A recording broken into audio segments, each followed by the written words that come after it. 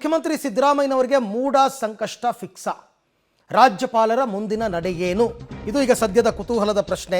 ರಾಜ್ಯಪಾಲರು ನೀಡಿದ್ದ 7 ದಿನಗಳ ಕಾಲಾವಕಾಶ ಅಂತ್ಯವಾಗಿದೆ. ಹಾಗಾಗಿ ರಾಜ್ಯಪಾಲರ ನಡೆ ಮತ್ತಷ್ಟು ಬಿಗಿಯಾಗುತ್ತಾ? ಸದ್ಯಕ್ಕೇನೋ ರಾಜ್ಯಪಾಲರು ಬೆಂಗಳೂರಿನಲ್ಲಿಲ್ಲ, ದೆಹಲಿ ಪ್ರವಾಸದಲ್ಲಿದ್ದಾರೆ. ಭಾನುವಾರ ಬರ್ತಾರೆ. ಸೋಮವಾರದ ನಂತರ ಏನು ಅಂತ. ಹಾಗಾದರೆ ರಾಜ್ಯಪಾಲರ ಮುಂದಿರ್ತಕ್ಕಂಥ ಆಯ್ಕೆಗಳೇನು, ಏನು ಮಾಡಬಹುದು? ಸಾಧ್ಯತೆಗಳನ್ನ ನೋಡೋದಾದರೆ ರಾಜ್ಯಪಾಲರ ಮುಂದಿನ ಆಯ್ಕೆ 30 ದಿನಗಳ ಒಳಗೆ ಖಾಸಗಿ ದೂರನ್ನು ಇತ್ಯರ್ಥ ಮಾಡಬೇಕು. ಅದಕ್ಕೆ 30 ಡೇಸ್ ಟೈಮ್. 7 ದಿನಗಳಲ್ಲಿ ಉತ್ತರ ನೀಡದೇ ಇದ್ದರೆ ಮತ್ತೆ ನೋಟಿಸ್ ಕೊಡ್ಬೋದು. ಈಗಾಗಲೇ 7 ದಿನ ಆಯಿತು, ಹಾಗಾಗಿ ಮತ್ತೆ ನೋಟಿಸ್ ಕೊಡ್ತಾರಾ ಅಂತ. 1 ದಿನದಲ್ಲಿ 2 ನೋಟಿಸನ್ನು ನೀಡ್ಬೋದು. ಅಂದರೆ ಸಾಮಾನ್ಯವಾಗಿ 3-4 ದಿನಗಳಲ್ಲಿ ಎರಡನೇ ನೋಟಿಸ್ಗೆ ಉತ್ತರ ಕೊಡದಿದ್ದರೆ ಮುಂದಿನ ನಿರ್ಧಾರವನ್ನು ಅವರು ಮಾಡಬಹುದು. ರಾಜ್ಯಪಾಲರ ಮುಂದಿರ್ತಕ್ಕಂಥ ಆಯ್ಕೆಗಳ ಬಗ್ಗೆ ನಾವು ಮಾತಾಡ್ತಾ ಇದ್ವಿ.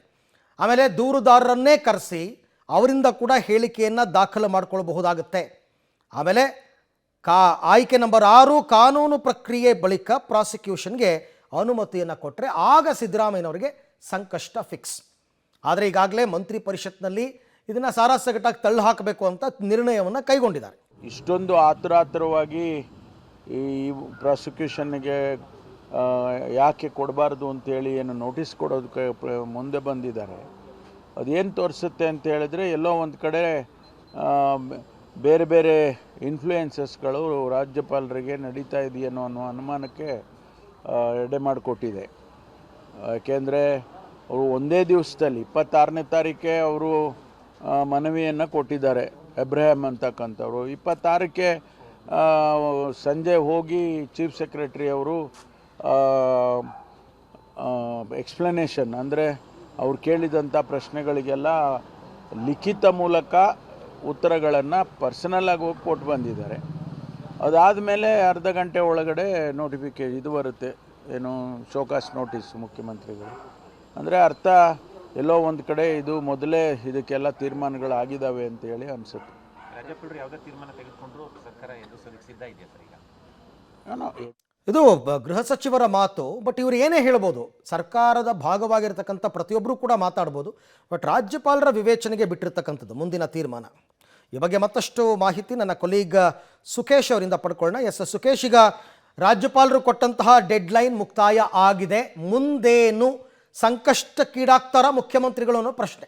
ಸದ್ಯಕ್ಕೆ ಬೆಳವಣಿಗೆ ರಾಜ್ಯಪಾಲರ ನಿರ್ಧಾರ ಏನು ಅನ್ನೋದ್ರ ಮೇಲೆ ನಿರ್ಧಾರ ಆಗುವಂಥದ್ದು ಅರವಿಂದ್. ಯಾಕಂದರೆ ಭಾನುವಾರ ಅವರು ದೆಹಲಿಯಿಂದ ಬಂದು ಸೋಮವಾರ ಅಂದರೆ ಅವರ ಕೆಲಸದ ದಿನ ಅವತ್ತು, ಆ ಸಂದರ್ಭದಲ್ಲಿ ಅವರು ಏನು ನಿರ್ಣಯವನ್ನು ಕೈಗೊಳ್ತಾರೆ ಅನ್ನೋದ್ರ ಮೇಲೆ ಎಲ್ಲವೂ ಕೂಡ ತೀರ್ಮಾನ ಆಗುವಂಥ ಸಾಧ್ಯತೆ ಇದೆ. ಆದರೂ ಕೂಡ CM ಕಡೆಯಿಂದ ಎಲ್ಲ ರೀತಿಯ ಸಿದ್ಧತೆಗಳನ್ನು ಕೂಡ ಮಾಡ್ಕೊಂಡಿದ್ದಾರೆ ಅನ್ನೋಂಥದ್ದು. ಅಕಸ್ಮಾತ್ ರಾಜ್ಯಪಾಲರು ಏನಾದರೂ ಪ್ರಾಸಿಕ್ಯೂಷನ್ಗೆ ಅನುಮತಿಯನ್ನು ಕೊಟ್ಟರೆ ಮುಂದಿನ ಕಾನೂನು ಹೋರಾಟ ಏನಿರಬೇಕು ಅನ್ನೋದ್ರ ಬಗ್ಗೆಯೂ ಕೂಡ CM ಆಪ್ತವಲಯದಲ್ಲಿ ಸಾಕಷ್ಟು ಸಿದ್ಧತೆಗಳು ನಡೆದಿದ್ದಾವೆ ಅನ್ನುವಂಥದ್ದು. ಆದರೆ ಬಹುತೇಕ ಕನ್ವಿನ್ಸಿಂಗ್ ಅನ್ನುವಂಥ ರೀತಿ ಅಥವಾ ಕನ್ವಿನ್ಸ್ ಮಾಡಿದ್ದೀವಿ ಅನ್ನುವಂಥ ರೀತಿಯಲ್ಲಿ ರಿಪ್ಲೈಗಳನ್ನ ಈಗಾಗಲೇ ಕೊಡಲಾಗಿದೆ. ಅದು CM ಬರೆದ ರಿಪ್ಲೈ ಇರ್ಬೋದು, ಅಥವಾ ಸಚಿವ ಸಂಪುಟದಲ್ಲಾಗಿರುವಂಥ ನಿರ್ಣಯ ಇರ್ಬೋದು, ಅಥವಾ ಸರ್ಕಾರದ ಪರವಾಗಿ CS ಅವರು ಕೊಟ್ಟಿರುವಂಥ ದಾಖಲಾತಿಯನ್ನು ಒಳಗೊಂಡಂಥ ರಿಪ್ಲೈ ಇರ್ಬೋದು. ಹೀಗೆ 3 ರೀತಿಯ ರಿಪ್ಲೈಯನ್ನು ಕೊಟ್ಟ ಹೊರತಾಗಿ ಕೂಡ ರಾಜ್ಯಪಾಲರು ಪ್ರಾಸಿಕ್ಯೂಷನ್ಗೆ ಪರ್ಮಿಷನ್ ಕೊಡೋದೇ ಹೋದಾದರೆ ಸಹಜವಾಗಿಯೇ CM ಸಿದ್ದರಾಮಯ್ಯ ಸಂಕಷ್ಟಕ್ಕೆ ಸಿಲುಕ್ತಾರೆ.